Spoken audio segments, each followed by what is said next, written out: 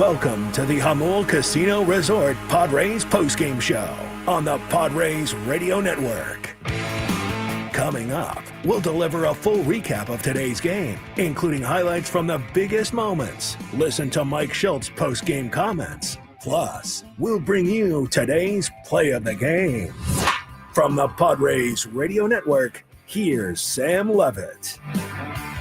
We are live inside our San Diego studios. Another very tough one for the San Diego Padres in Toronto as they fall by a final score of 14-0 against the Blue Jays, as the Blue Jays have won the first two games of this three-game series. Padres will try to avoid a sweep in Canada tomorrow. Welcome into the Jamul Casino Resort post-game show. Sam Levitt with you inside our San Diego studios. Hey, player, the Jamul Casino Resort is your place with the Lux Hotel Tower opening soon, new dining, and a long list of amazing amenities. You'll have more ways to play and enjoy all the perks of your casino fun. Jamul Casino Resort, the player's place. We'll go through the radio highlights, recap this one from start to finish. We'll go back to Rogers Center in Toronto, hear from Mike Shildt in just a little bit as well. But a really rough stretch for the Padres continue. They lose a fifth game in a row. They get shut out for a second consecutive game in this series. And let's just get this part out of the way before we get to what happened later in the game, the defense and the score somehow going from 2-0 to 14-0 in the final couple of innings of this game. But let's get to the offense, because if we want to be real about it, we can get to the defense, we can get to what happened later in the game. But the story continues to be the Padres just not scoring, and the numbers aren't pretty right now. I'll get these out of the way. 5-game losing streak.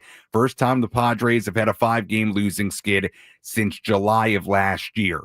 The last 5 games, the Padres have scored a grand total of 3 runs. They are 0 for 32 with runners in scoring position in this 5-game skid, and the Padres have now, after tonight, not scored a run in 26 consecutive innings. So you can slice it any way you want. You can talk about Randy Vasquez, what he did well, really the one mistake he made in this game. You can talk about the defense later. You can talk about Alec Jacob. You can get to whatever you want as we go along here. But the story continues to be the Padres offense. The Padres could have allowed 1 run tonight, and guess what? If they have the same offensive game, they still lose this game. How about this? I mean, this one really... it blew me away. The 3 runs over the course of 5 games. It's the first time since May of 1972 that the Padres have scored 3 or fewer runs across a 5-game span. So this is a really rough offensive stretch. I'm not trying to pile on. I'm not trying to be a doomer. I'm just giving you the numbers as they are. And quite frankly, the way the offense has been, there's just no way around it right now. Padres are just not hitting.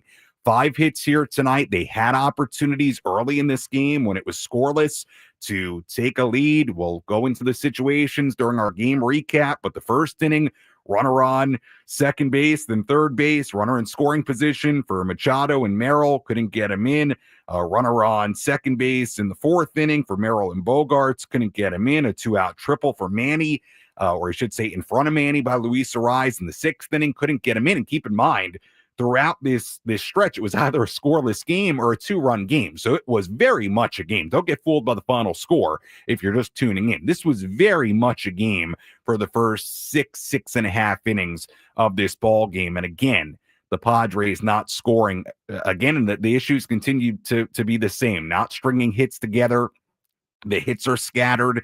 Heart of the lineup is not producing, and everybody in the lineup is just not cashing in when the Padres have opportunities. Again, I mean, it's pretty remarkable. 0 for 32 with runners in scoring position. If you want to go by days of the week, the Padres haven't had a hit with a runner in scoring position in a week since Wednesday against the Angels. I mean, that's kind of crazy to think about. So that is and continues to be the headline of what's going on right now. Now, in the 7th inning, it unraveled. Manny makes the first error, which, to me, I get what he was trying to do. Come in, get it on a short hop. It happens. couldn't pick it up cleanly, probably could have played back on it and at least got one out. Doesn't get anything. It's a big play in a 2-run game. The sack bunt where he can't pick it up cleanly. I'll be honest, I watched it again. I don't know what happened there. That's a play that you would think Manny makes 100 times out of 100 and just could not pick it up cleanly with his glove. And then you have the error on the throw with the infield base hit for Springer, which is a throw that Manny makes a lot from behind third base across his body, bounces it. Again, that one, I think is a little bit more forgivable, right? That's a tough throw to make. If Arise hangs on to it, run doesn't score. It's not an error on Manny, but lo and behold, it was a 3-error inning on Manny Machado, and he had errors on back-to-back plays between the ground ball to that he didn't make the play on off the bat of Clement, and then the sack bunt by Lucas. Back-to-back plays, and then he had a 3-error inning. And then there's another error later in the game in the 8th inning by Jose Iglesias. So 4 errors in this game for the Padres, a bunch of unearned runs in this game. Alec Jacob, was out there and just being asked to get outs and not have the Padres burn another pitcher. Ultimately, he gives up a grand slam as the game gets totally away. And then Tyler Wade comes in position player pitching because it got to that point somehow, some way in the 8th inning. So, and also in addition to the errors by Manny, there was a potential double play ball that Jake Cronenworth didn't field cleanly, did get an out on it, but maybe the game changes. You look at it, that 7th inning, if Manny makes those plays one way or another, let's say he gets one out on the initial ground ball, let's say he fields a sack bunt cleanly, if he makes one of those plays, maybe it doesn't balloon into this huge inning. So that was a big issue in the 7th inning, the defense in the 8th inning, and this game just getting totally away from the Padres, and it ended up just being a really ugly game and an ugly final score. And again, you can slice it up any way you want. I don't think the defense is really that much cause for concern in the big picture. Manny made some errors. Is it the offensive struggles carrying over into the defense? I don't know. I'm not going to say that for certain. Who knows? But the offensive struggles is where you look at it, as Tony alluded to in the wrap up. And I don't know how you look at these 5 games and you're not a little concerned. The Padres aren't going to hit this poorly forever. I guarantee it. But right now, there's just not a spark offensively. And the tough part about it, as we've alluded to throughout the last couple of days, is that if you're not going to string hits together and you're not a big home run hitting team and you're not going to capitalize when you have runners in scoring position, well, guess what? You're just not going to score runs. And that's what's going on right now. They're not stringing hits together. They're not hitting home runs. They haven't been a huge home run hitting team this season.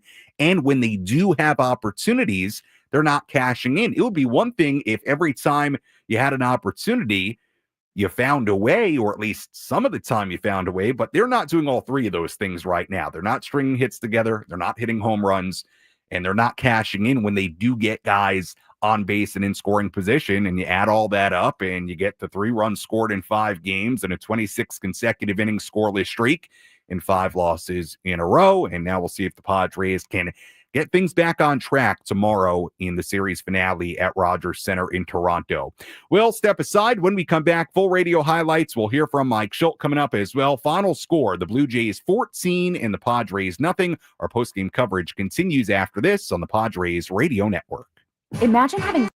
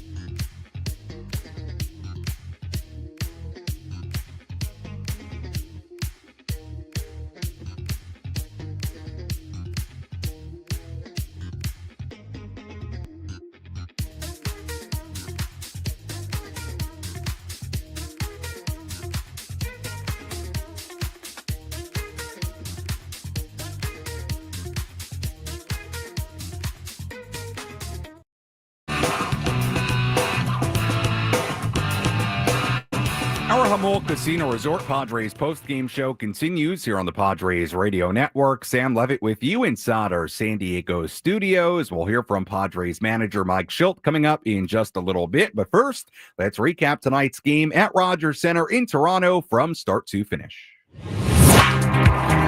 Which moments determine the outcome of today's game? We'll paint you a picture with our game highlights on the Padres Radio Network. The Padres had a great scoring chance in the top of the first inning against Blue Jays starter Kevin Gausman. Luis Arraez hit a one-out double, but then Manny Machado popped out and Jackson Merrill struck out. Gausman then retired 9 in a row until Manny hit a one-out double in the top of the fourth inning, but then Merrill flew out and Xander Bogaerts struck out. So the Padres, to that point, the issues with runners in scoring position continuing 0 for 4 with RISP. Now, the good news, Randy Vasquez was great early on, a 1-2-3 first inning, the same in the second. He worked around a 2-out single in the third. He worked around a 2-out hit by pitch and a stolen base in the fourth inning. Gausman retired the side in order in the top of the fifth, so we were still scoreless going bottom 5. The Blue Jays had a runner on first base, 2 men away, Nathan Lucas at the plate. The pitch. High fly ball to right field. Pretty well hit. Fernando's going back. He looks up. This one is gone. A 2-run home run for Nathan Lucas gives the Jays a 2-0 lead with 2 outs here in the fifth. So the Jays taking a 2-0 lead on the home run for Lucas, his 4th of the season. Vasquez would last 4 2/3 innings in this game. Jeremiah Estrada finished the 5th.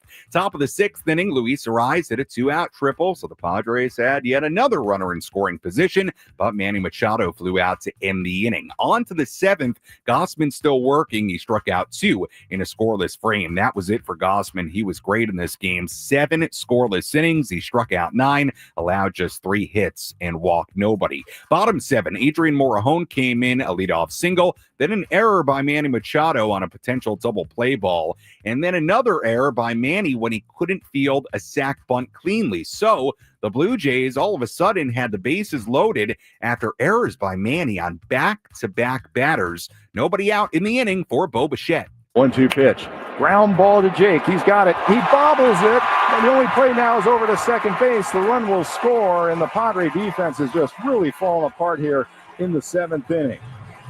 Yeah, that made it a 3-0 game, and that play, no error on Jake Cronenworth, but could have been a double play ball. Looked like Jake was actually going to come home with it, so could have still been a 2-0 game if Jake gets an out at home plate, but instead, a 3-0 Blue Jay lead. Still runners on first and third, 1 out for Vlad Guerrero Jr. Swung on line drive, heading towards center field. Jackson Merrill is charging, but he's not going to get there in time. Base hit for Guerrero. Clementa's going to score, and the Jays now have a 4-0 lead.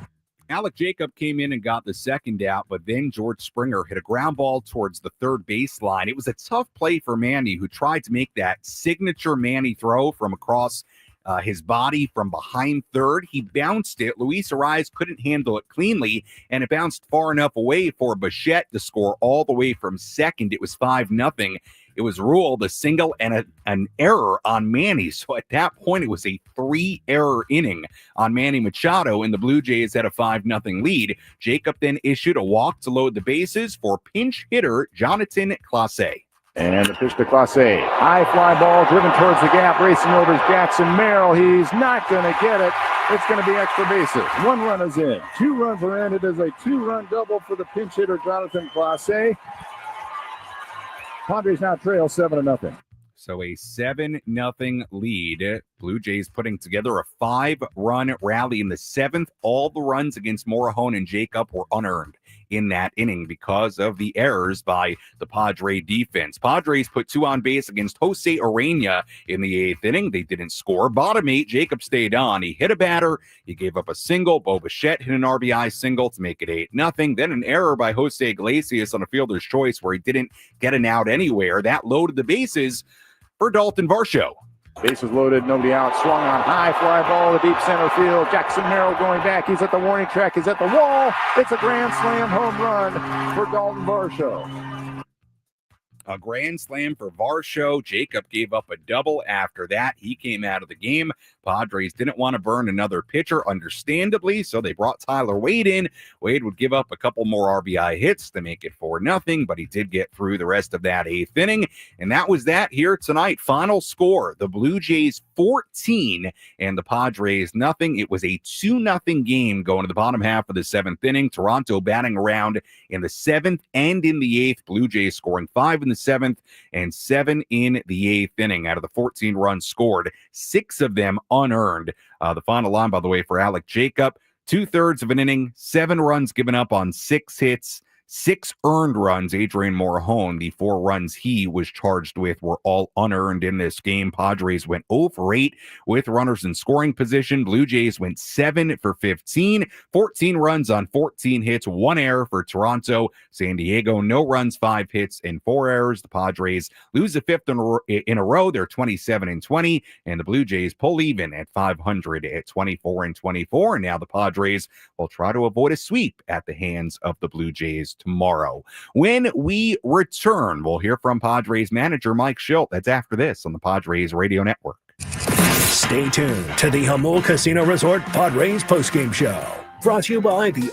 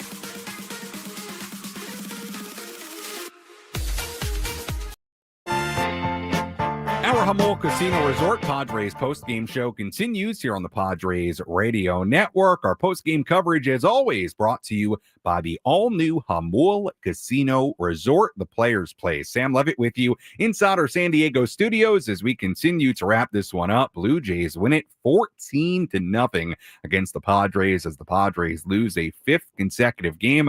Padres have only scored 3 runs total in the last 5 games. They are 0 for 32 with runners in scoring position in that span. They haven't scored in 26 consecutive innings. Just is what it is. Doesn't make me happy to read it either, but those are the numbers right now. Randy Vasquez, 4 2/3 innings, 2 earned runs given up, 4 hits allowed. He did give up a 2-run home run to Lucas in the 5th inning. That made it 2-0. And again, if you're just joining us, just hopping in the car, maybe you were at work late today, maybe you got an early dinner, you're on the way to dinner, whatever it might be. We know that people are just catching up here on the East Coast or Eastern time zone. Games can get a little wacky with the timing, the schedule. Don't get fooled. The score was 14-0, the final. This was a really close game for 6.5 innings until things just unraveled in the 7th and the 8th. But the Padres had opportunities early in this game to score runs, 0 for 8 with runners in scoring position in this game. Kevin Gossman was really good. 7 scoreless innings, 3 hits allowed, walked nobody, struck out 9, picked up the win for the Blue Jays. Padres committing 4 errors combined in the 7th and 8th innings, including a 3-error 7th inning for Manny Machado as the Blue Jays batted around in the 7th and the 8th, a 5-run 7th inning and a 7-run 8th inning as this game got away. With all that in mind, let's go back to Rogers Center in Toronto and hear from the Padre manager. Let's pull up a seat in the manager's office and hear from Padres manager Mike Shildt, served up by Sin Lee Food, where fresh meets flavor. Find farm fresh produce, bold Asian spices, and gourmet ingredients at 4665 El Cajon Boulevard. Sin Lee Food, the cook's Asian resource. That got ugly in the end, but that happens. What can you say about the offense at this point? Yeah, I mean, listen, as far as the offense goes, listen, it group of guys taking as many good tough at bats as they can, just not being able to put together. It's starting to creep in a little bit. A guys pressing, it did. I feel like wear on us a little bit. Defensively, we've been great defensively the last 6 games, 1 questionable error over at home, but we played really clean baseball. Actually, I've got a whole left side of my scorecard with some really plus defensive plays. The first 6 innings of the game, Bogey, Toddy, a couple, fantastic plays, guys blocking, playing their tails off. But, the offensive part, listen, if we had an answer, we do have an answer, just always getting to come into play. So I should correct myself. We have an answer. And the answer is that we've got, you asked me before the game about the lineup, and rightfully so. What's the lineup? What's going on with the lineup? And then it's interesting, a week ago when we were on the road, when we got our lineup that we started the season with back, and everybody's, we're swinging the bats. Where everybody's like, wow, what a lineup.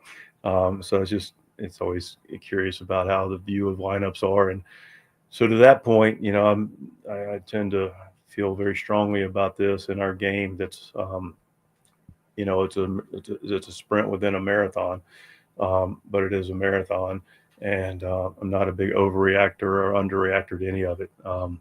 We enjoyed when we won one recently, 21-0, and clearly this one hurts the way it went down at the end of the game today. But the answer to the question is, being able to take a step back, and that's far easier said than done, and continue to know that the guys in that clubhouse and the guys that we run out there in the lineup every day are proven big league players that actually sometimes it allows me at least to appreciate how hard this game is, and how they make something as difficult as doing the hardest thing in all of sports, how they get to, we get the privilege of seeing them do it and be able to be successful at it pretty consistently as a group. And we haven't seen it the last 5 days, and no one's going to alibi that. But the answer is to, get up, keep our head up, and make sure our focus is in the right spot, and doesn't let it, have any collectiveness to it. And that's easier said than done. To your point, that there were 3 plays in the 5th that might have had the home run might have saved the game. That's exactly right. Okay. I mean, it's how we play. It's a good point. Like I said, I wrote down in my notes, Bogey's play in the 5th, Toddy's play. To your point, you're in a close game, you're in a dogfight. We play a lot of close games. We win a lot of close games. And that's one of the reasons we make those plays defensively, and that keeps us right in it. And, we were right there. I thought Vasquez was great and threw the ball well. He gives up the mistake, for the 2-run homer. And, at that point, we go to Estrada and Morjon to kind of keep it there, as those aren't the spots for them, but we want to, give us a shot at 2. And, didn't want to extend them too much. They'd be able to come back tomorrow, and especially in a day game, and be sharp. But they did their part. I thought Estrada was really good. Vasquez was really good. Morjon was really good. Jacob gave his everything he possibly had. He gave his heart. Wadey, gosh, man, tip of the hat to him. I don't like position players play positions and pitchers pitch, but today was one of those deals where we needed to get him out there, and really got a lot of respect for Wadey as I called him over and said, hey, listen, man, if you not comfortable doing this, just let me know. He goes, whatever you need, man. And so I'm grateful for that. I did talk to him walking up the steps. We got to work on a pitch for lefties. Looks like he's a little, righties. He feels good with righties, but lefties. We got to keep that in mind. Create more of a right-handed lane for him. But I'm grateful for him to show up and do something that he's not ultimately paid to do. Mike, bright spot for your offense has been Luis Arias. Yes. What are you seeing from him right now? Yeah, it's good. And we want to talk about some of the good too. Luis, driving the ball. I mean, double, triple tonight. It's coming off his bat. Line drives just all over the field, just vintage Louis. And, again, the bat quality was good. And we lined out a couple of times. And I say that no one wants to hear that. People want to see runs and people want to see results. But, Louis in a really good place. And he, like us, are going to always compete. And we're looking forward to tomorrow's game. And, I wish it was a doubleheader. I'd be ready to go right now. That was Padres manager Mike Shildt after today's game. 14-0. The Blue Jays beat the Padres in the middle game of this 3-game set. We'll step aside. When we come back, we'll dive into some of the things that Mike Shildt discussed there. We'll talk about the offense a little bit more and also tell you, I think, what you got to look for tomorrow and moving forward here as the Padres try to break out of this collective offensive slump. We'll also get to some of our daily awards. Full look at the out-of-town scoreboard. If you want to get a call in, chime in about today's game. I don't promise to have the answers for you, but I do promise to be a sounding board as always. 833-288-0973, 833-288-0973, the phone number to dial. Padres fall 14-0 to the Blue Jays on this Wednesday. Our Jamul Casino Resort Padres postgame show continues after this.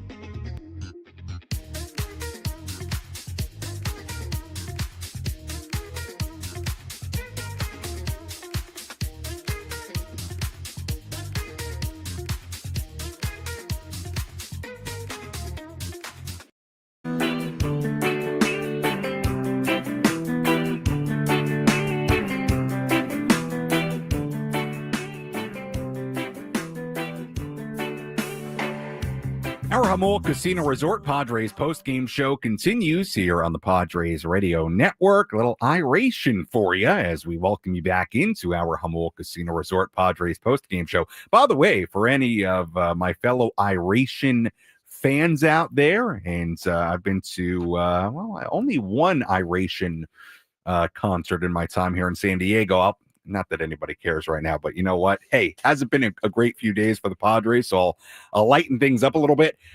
Here's the story with me and iration. Look, I grew up on the East Coast, as many of you know. I had never heard of iration in my entire life until I arrived here in San Diego, and then I had a friend of mine who is from Southern California, who really likes iration and introduced me to iration, and I started listening, and I loved it. What a vibe. Great vibe.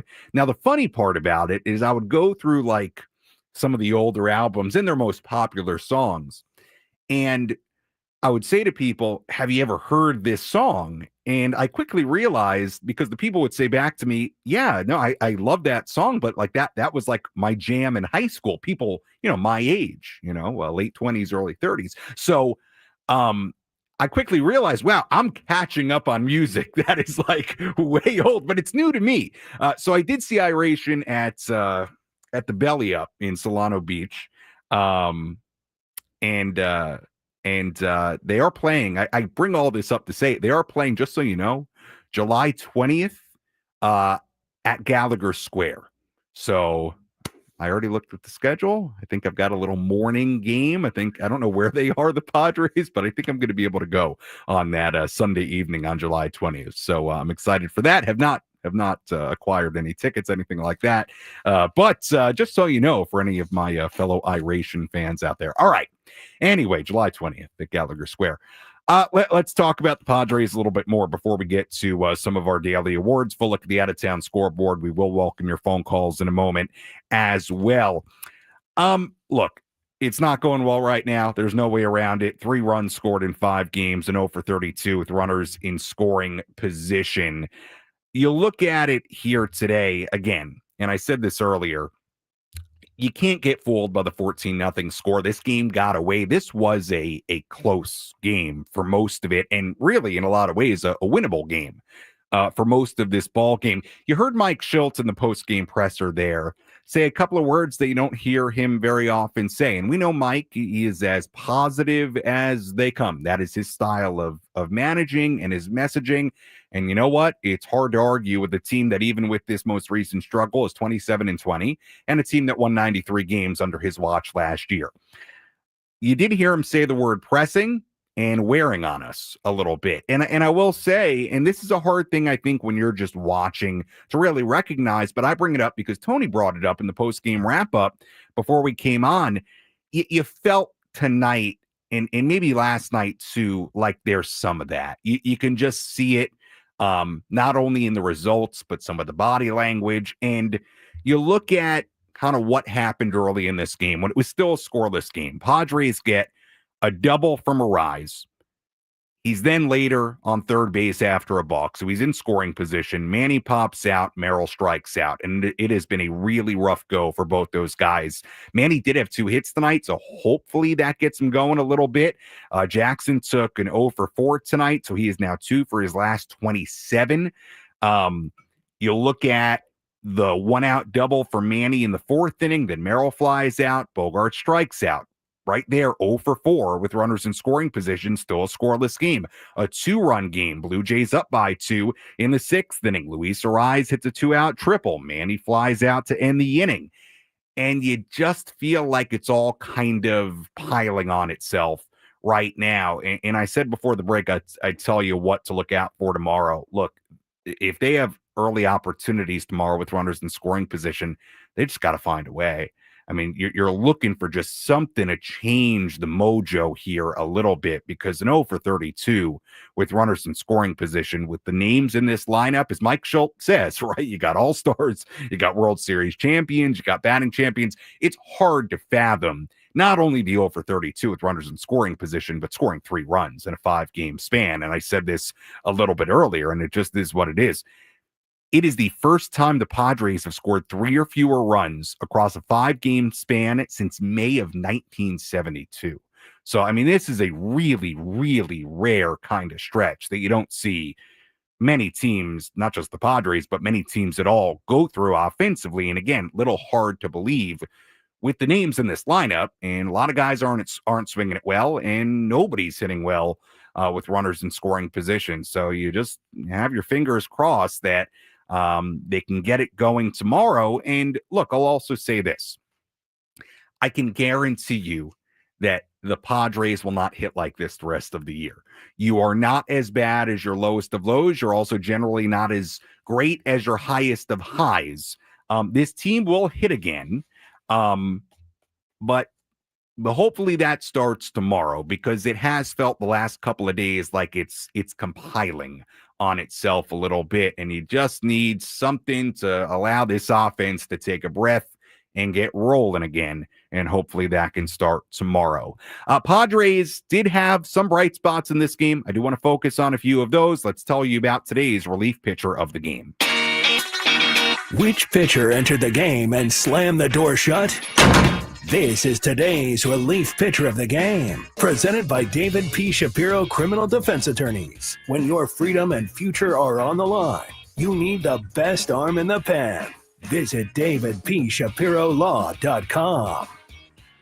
Relief pitcher of the game. We'll keep it on the positive side of things for the Padres. Jeremiah Estrada, really good in this game, came in after it was a 2-0 game after Randy Vasquez gave up the home run in the 5th inning, got out of the 5th inning, then put together a scoreless 6th inning, and at the time felt like a very, very winnable game. A 2-0 deficit for the Padres. So all in all, Estrada, inning and a third scoreless, threw 20 pitches, struck out 2, walked 1, didn't allow a base hit. So Jeremiah Estrada is today's relief pitcher of the game. Like Mike Shildt talked about, and look, he is correct about this, the defense later in the game was not good, but the defense early in the game, or early the middle portion of the game, was actually really good. There were some really fine defensive plays, and this was a much closer game. Let's tell you about one of those with our catch of the game. Which defensive play had the biggest impact on today's game? He is at the wall, leaps up, and he makes the catch. This is the catch of the game. Gonna hang a star for Jackson Merrill. Reeled in by Anthony's Fish Grotto La Mesa, celebrating 80 years of seafood excellence. Nobody out. Here's a left-hand hitting Barger. He swings first pitch. Driven to center field. Jackson Merrill going back. He's at the wall, at the base of the wall, reaches up and makes the catch. Oh, what a nice play by Jackson Merrill.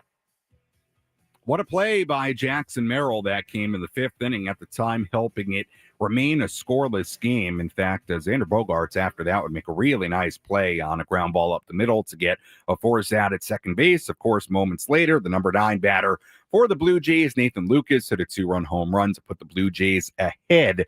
But really nice play by Merrill up against the fence. Don't think he would have taken a home run away or anything like that from Barger, but took extra bases away and kept the Padres in a scoreless game at the time. And look, there was good defense in that 5th inning before things kind of came unraveled later in the game. All right, let's squeeze in a phone call or two here. 833-288-0973 is always the phone number to call. Let's go to Ryan calling in from San Diego. Ryan, you're on the Padres Radio Network. Go ahead.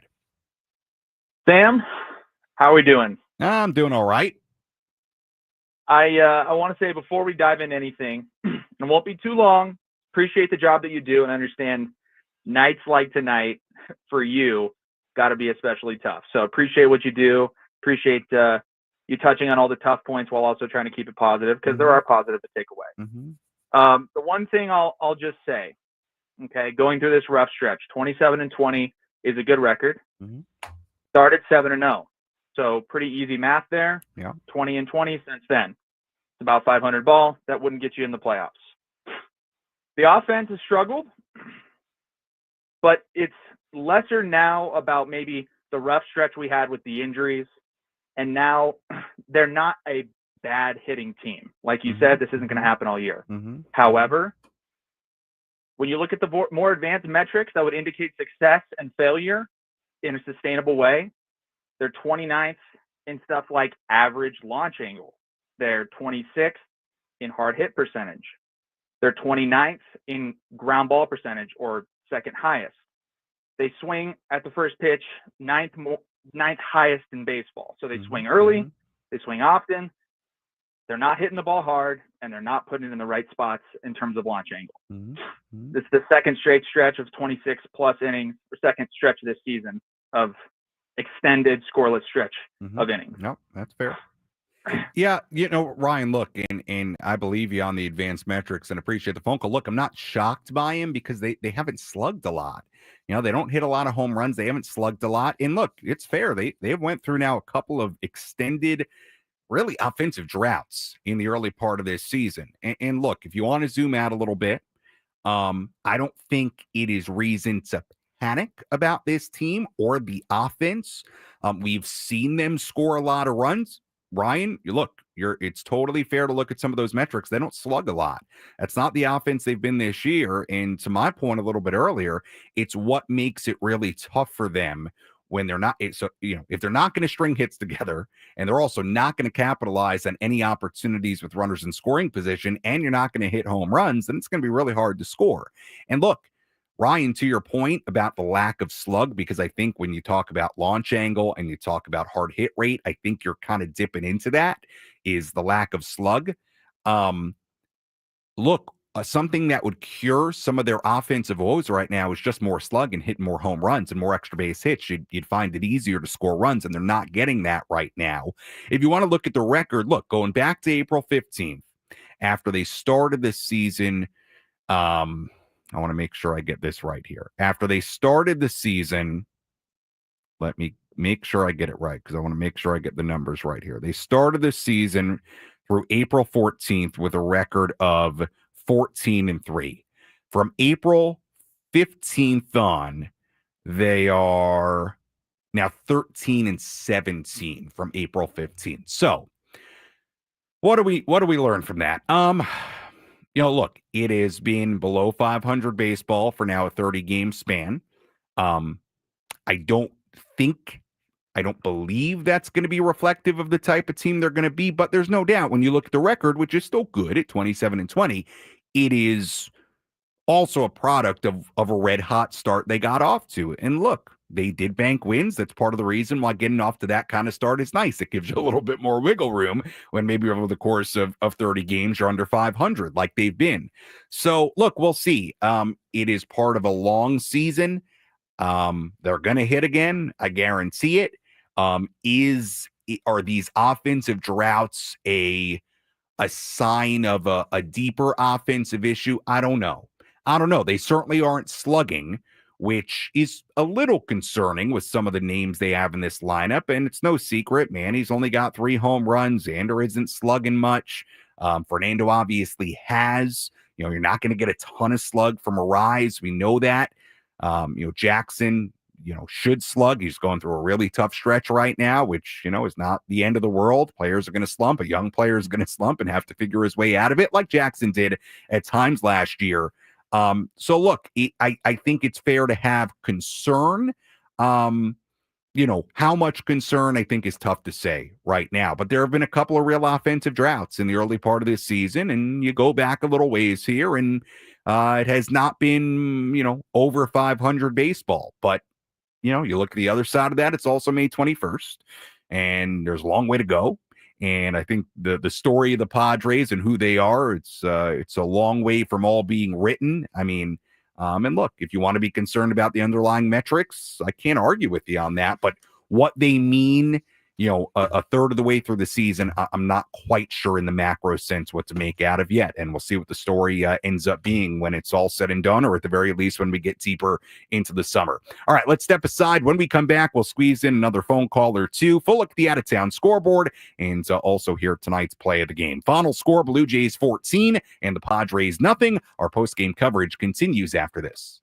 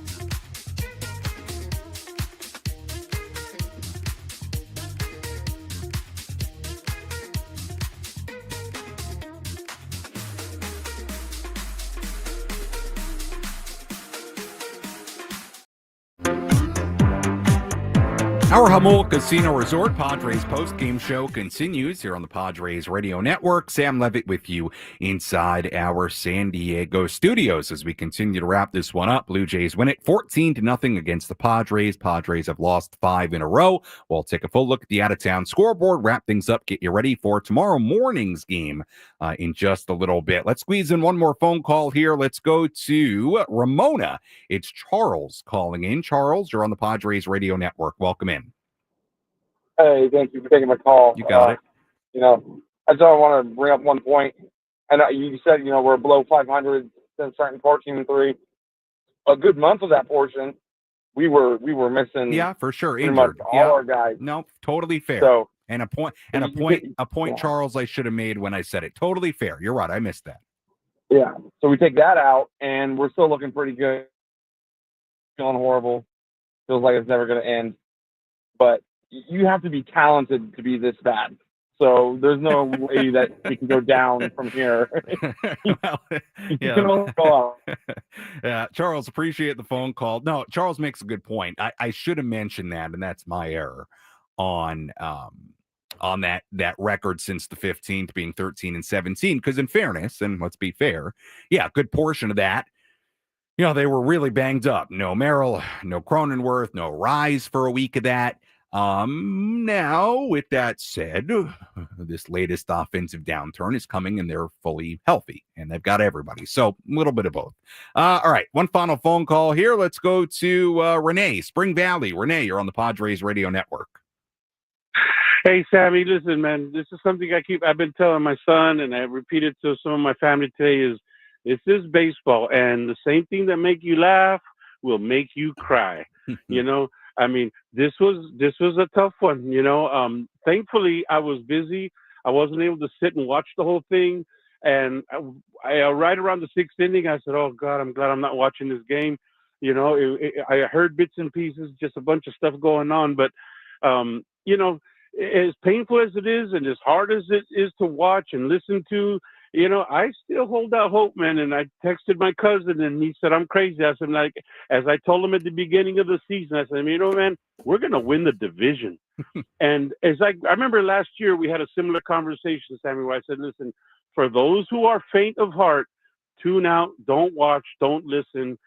This is what it is. It's baseball. It's a monster. And you have to, we had a wonderful beginning to the season, but everybody had to understand and know we weren't going to continue all the way through the season like this, right? We're going to have, these things are going to happen, and it's happening right now. But come on, and people can call and pick on different players for this or that. Listen, who do you think's more upset, us or the players? Right, Sammy? I mean, come on. These guys have pride. And you know what? Man, I ain't giving up on anything. We're going to win a game tomorrow. How about that? Well, certainly hope so, Renee. Hope you're right and appreciate the phone call. Look, I think part of the issue right now, it's not just the 5 losses in a row. It's the way they're losing. I mean, look, it's not a particularly great brand of baseball when you're having this much trouble scoring and you can't cash in on opportunities. Look, I think you're right, Renee. In the sense of, and look, I'm not trying to sit here and tell everybody that everything's going to be fine and don't worry, they lost 5 games in a row. Look, it stinks to lose 5 games in a row, and it's not great baseball to watch. Look, as a fan, you don't want that to happen. You don't want this kind of offensive drought. I get it. With that said, it's a very, very long year, and you will have downturns, as we've learned here in San Diego, even in a 93-win season last year. Let's not forget what the pre-All-Star break portion of that schedule was. It was not what the second half was. So it's a very, very long year. You're going to have ups and downs. I'm not telling you that you got to love losing 5 games in a row the way they've done it. I'm not telling you that at all. But I am telling you that it will get better than the way they're playing right now. I can guarantee that. Now, look, is the sub 500 record going back for a month? Is that a sign of things to come? I don't know. I don't know how much to make of it. You could, also argue, hey, they also were the team that started 14-3 and 15-4. what is the ultimate fate of the Padres in 2025? I don't know yet. We're a long way. We're not at Memorial Day yet. But I will say this National League is really good. So you got to play well.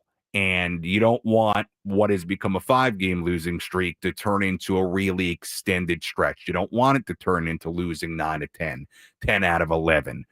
A really, really bad stretch that could set you back. And all of a sudden, you're looking up at a bunch of teams in the wild card race going into June, and you got a problem on your hands because you got to start playing well, and you're in a really good National League. So let's see if they can get it back on track tomorrow. They're not going to hit this poorly forever. I guarantee that. But you don't have to feel great about it either. But, the truth probably lands somewhere, hopefully on the higher end, but somewhere in the middle where, you're certainly not as bad as you are right now. And you're probably not as great as going, 15-4 and being on whatever kind of pace that would be. Okay. You're probably somewhere in the middle, and hopefully for the Padres on the higher end of that middle portion. All right, let's take a full look at the out-of-town scoreboard, tell you what's gone on around the major leagues today. Let's take a trip around the bigs to highlight the scores that matter most with our out-of-town scoreboard. Presented by Jensen Premium Beef Patties. Always a hit for grilling. Yankees beat the Rangers. Jason Dominguez, a walk-off home run to win it in the bottom half of the 9th inning. 4-3, New York wins it over Texas. The Mets beat the Red Sox with a bunch of late runs in the 7th inning and later to win it 5-1 against the Sox. Francisco Lindor, a home run late in that game for New York. We had 2 games in Minnesota today. We had the completion of a game from Monday. Twins won that game at home. Cody Clemens, a walk-off base hit in that one for the Twins. Twins then fell in the second game of that sort of doubleheader in Minnesota today. Guardians 5, Twins 1. So the Guardians and Twins split those 2 games today. Royals beat the Giants 8-4 in San Francisco. Salvador Perez, a 2-run home run in that game for Kansas City. Mariners beat the White Sox 6-5 in Chicago. Leody Taveras hit a home run for the Mariners in that one. Tigers beat the Cardinals 5-1 in St. Louis. The Orioles beat the Brewers 8-4 in Milwaukee in the 11th inning. Adley Rutschman, a 3-run home run in the top of the 11th in that one. Rays beat the Astros 8-4 in Tampa Bay. Yandy Diaz, a 3-run home run in that game for the Rays. Cubs beat the Marlins with a little help from Kyle Tucker, a solo home run in that one. Cubs 2, Marlins 1 the final in Miami. Pirates beat the Reds 3-1 in Pittsburgh. We have 3 games going on right now. Phillies ahead of the Rockies 9-3 in Colorado in the 8th inning. Angels lead the A's in Sacramento in the 3rd 4-3. And the Diamondbacks ahead of the Dodgers 1-0 in LA in the 4th. And that is a full look at the out-of-town scoreboard on this Wednesday. Padres fall 14-0 in Toronto. Let's hear today's play of the game. The line between winning and losing can be razor thin. Which play was the difference between victory and defeat? This is today's play of the game. Presented by Bill Howe Plumbing, Heating, and Air. The pitch. High fly ball to right field. Pretty well hit. Fernando's going back. He looks up. This one is gone. A 2-run home run for Nathan Lucas gives the Jays a 2-0 lead with 2 outs here in the 5th. The home run from Nathan Lucas, the 2-run shot in the 5th inning. At the time, big swing in this game. Our play of the game made it 2-0 against Randy Vasquez. Only runs that Randy would give up in this game. He was pretty good. 4 2/3 innings, 2 earned runs given up, 4 scoreless innings, really in command to start this game. And then the game got away later, but for a while it was 2-0, and courtesy of that Lucas 2-run home run. So it doesn't give us any great pleasure for that. Once again, another day where an opposition plays our play of the game, but right now Padres in a stretch where it's kind of got to be that way, and the Lucas home run, our play of the game. Before we wrap things up, get you ready for tomorrow, let's quickly pause for station ID on the Padres Radio Network. KWFN-FM and KWFN HD1 San Diego. Hey, this is Mike Shildt. You're listening to Padres Baseball on Padres Radio Network. An Odyssey Sports Station. Sam Levitt with you inside our San Diego studios. Final score once again, the Blue Jays 14 and the Padres nothing. As always, if you missed any portion of our post-game coverage, you can go back and listen to all of it on the Inside San Diego Baseball podcast with Sam Levitt, available on the Odyssey app or wherever you find your podcast. You can also go back and watch any portion of our post-game coverage on the 97.3 The Fan YouTube channel. Taking a look ahead to tomorrow. It is an early start time tomorrow. We'll be with you at 9:07 a.m. for our EcoWater SoCal Padres pregame show. First pitch in Toronto at Rogers Center at 10:07. So a little Padres and pancakes for you tomorrow. Right-hander Stephen Kolek on the mound for the Padres. Right-hander Bowden Francis on the mound for the Blue Jays. So I will talk to you bright and early tomorrow morning, getting into some Ben and Woods time tomorrow morning. Looking forward to it tomorrow. And by the way, we'll hear from Stephen Kolek on our pregame coverage tomorrow before his start against the Blue Jays. Taking a look at the final totals here today for the Blue Jays. 14 runs on 14 hits, 1 error. They left on 8. For the Padres, no runs, 5 hits, 4 errors. They left on 6. Winning pitcher was Kevin Gausman, who improves to 4-4. Losing pitcher Randy Vasquez, who drops to 3-4. Time of game, 2 hours and 42 minutes. And the attendance at Rogers Center in Toronto, 23,266. Once again, first pitch tomorrow morning, 10:07 a.m. Our pregame coverage begins bright and early at 9:07. Until then, for our great studio coordinator, Kyle Openshire, I'm Sam Levitt saying so long and good night from inside our San Diego studios. Again, the final score today, the Toronto Blue Jays 14 and the San Diego Padres nothing. We'll talk to you tomorrow on the Padres Radio Network. Have a great night, everybody.